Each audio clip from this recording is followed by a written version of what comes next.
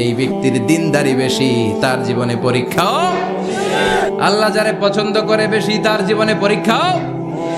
নমরুদ বলল, ইব্রাহিম ঈমান ছেড়ে দাও, তাহলে জানে বেঁচে যাবা, নাইলে আগুনে ফেলবো।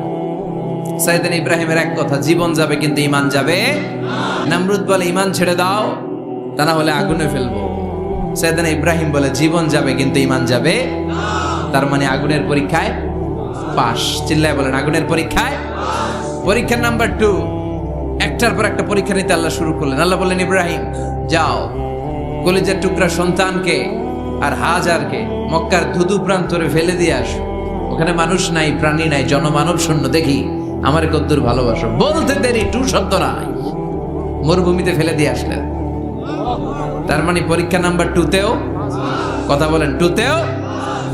পরীক্ষা নাম্বার 3, আল্লাহ বললেন, ইব্রাহিম দেখি তোমার হৃদয়ে